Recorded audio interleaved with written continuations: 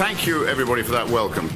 What a pleasure it is to be here this evening with so many like-minded patriots in northwest Essex on the 5th anniversary of Brexit. I can assure you my recent contributions in Westminster have been in front of far less welcoming crowds.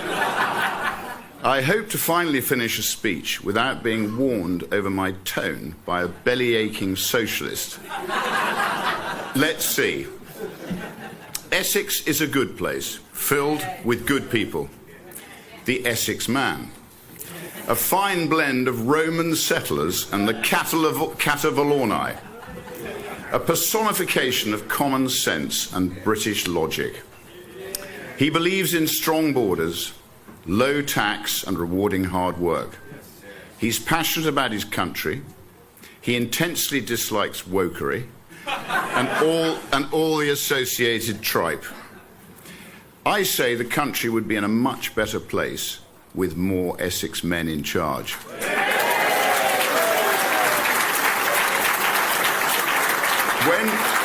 When canvassing in Great Yarmouth, if I see a London football club crest in the window, West Ham in particular, I know we're on to a winner.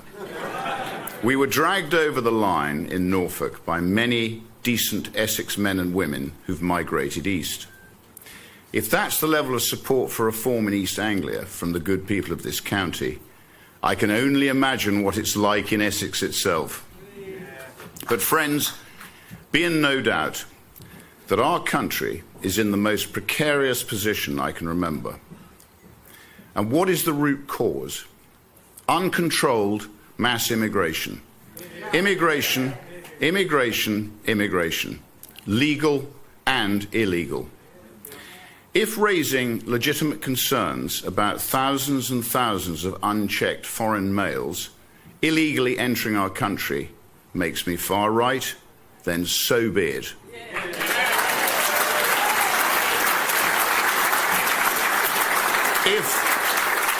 If objecting to these men, often from alien cultures that hold no respect for women, being housed in luxury accommodation at taxpayers' expense makes me a racist, then so be it.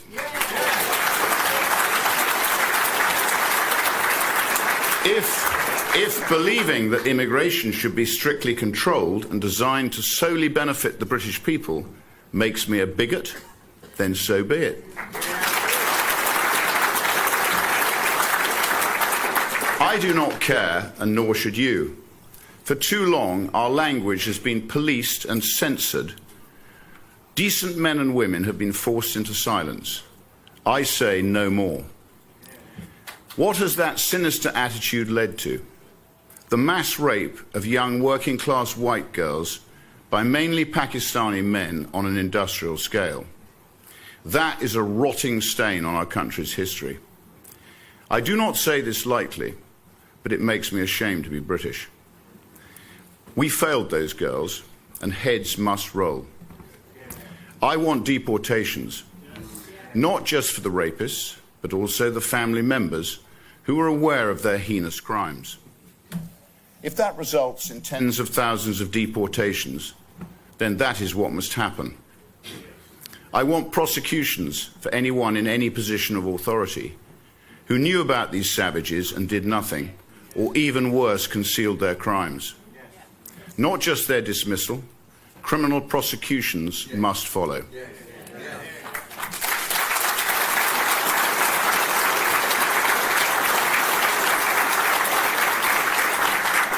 I want justice for anybody involved in these rape gangs. Should feel the full force of the law. Race and religion must protect no one. As a country, how did we let this happen to those poor young girls?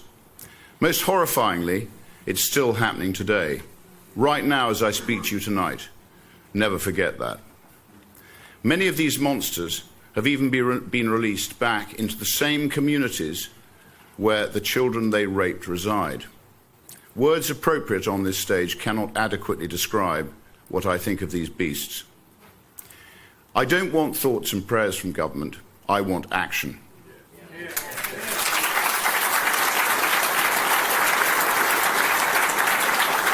Deportations of foreign nationals who have come to our country and committed serious crimes against the British people. Deportations of those arriving in our country illegally. Send a message: if you come here without permission, you will not stay under any circumstance.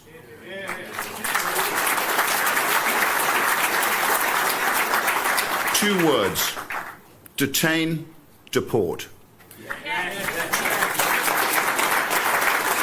Deportations of those living in our country illegally.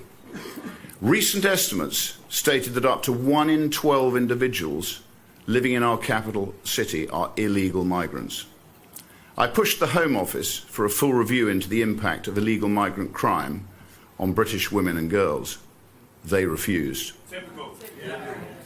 I ask, as I often do, who is this Home Office supposed to be serving?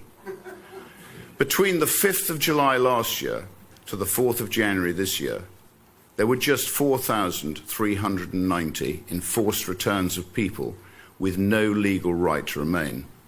It's pathetic. In a recent debate with an immigration lawyer, another profession pork-barreling a living, I was told that a deportation scheme on the scale required would be impossible, as it would take a flight leaving every hour. That sounds like a very good starting point to me.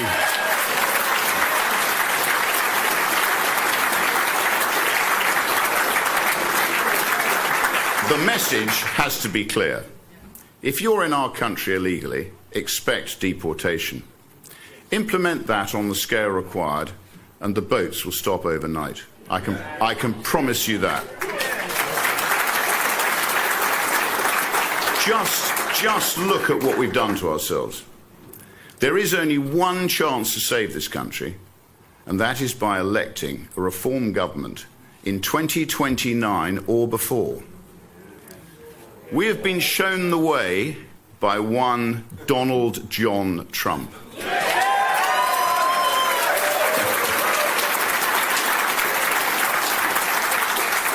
Certain moments go down in history as a fork in the road, and Elon Musk purchasing Twitter is one such event.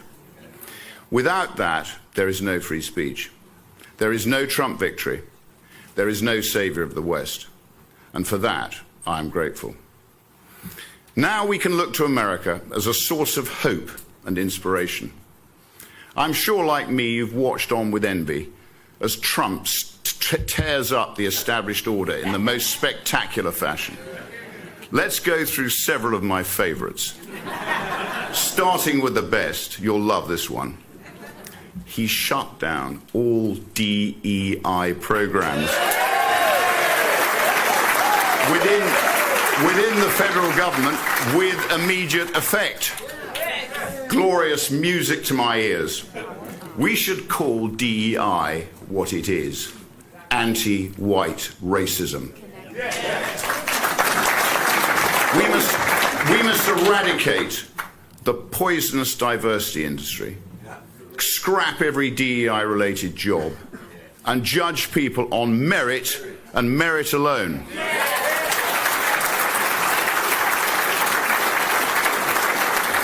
I couldn't care if a workforce is diverse or inclusive. I only care if it's competent. That is all that matters. Up next, Trump declared there are only two genders.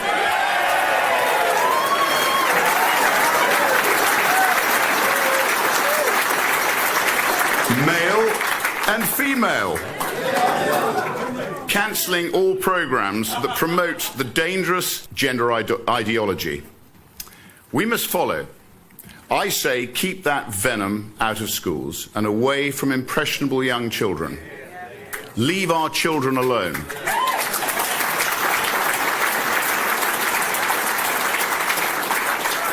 What about on government efficiency?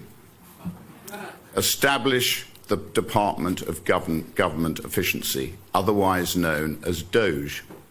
Slashing waste, freezing new hires, banning work from home for public sector employees, and fighting government censorship. Common sense policies that should be replicated in Britain.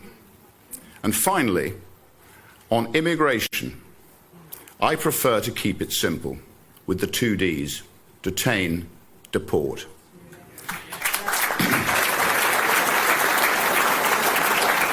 This is how to properly govern. Watching Trump and the Americans, it has made me even more determined than ever to restore our unique country through a great repeal act when Labour falls at the next election, as surely it will. I don't particularly care if we're liked by the rest of the world. I care if we're respected, because right now Britain is a joke, and it has been for some time. Take this, for example. £10 million was set aside for local inquiries into the rape gangs by the Labour government. Just £10 million. This year alone, we sent £133 million to Pakistan in foreign aid. My view? Scrap every single penny.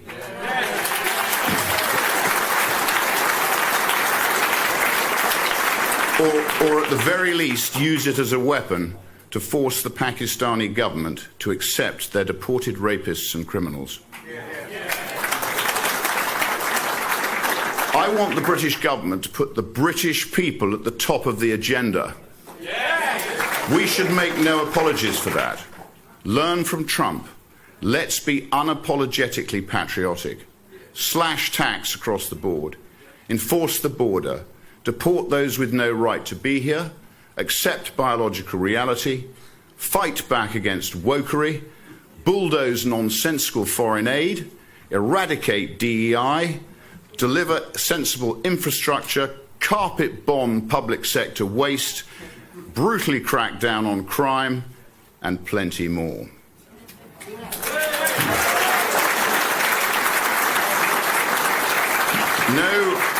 No speech of mine is complete without some apposite quotes. So I have 2 for you tonight. The first, from England, Your England, by George Orwell, where he observed the following.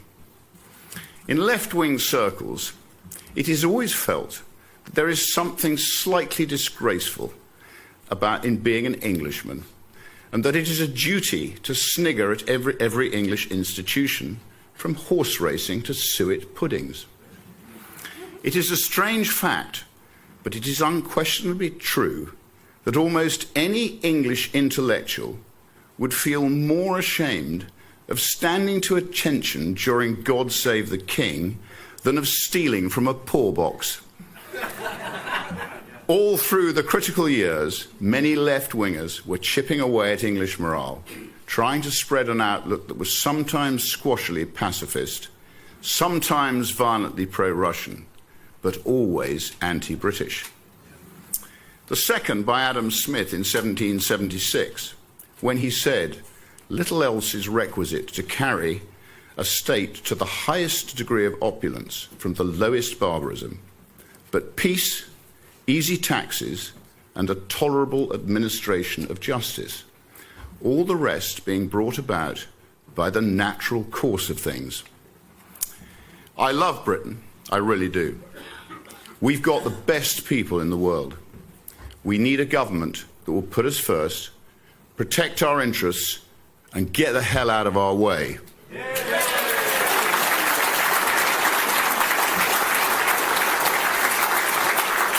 We must all work together to ensure that Britain's relentless decline under numerous inept and pathetic governments comes to an end at the next general election.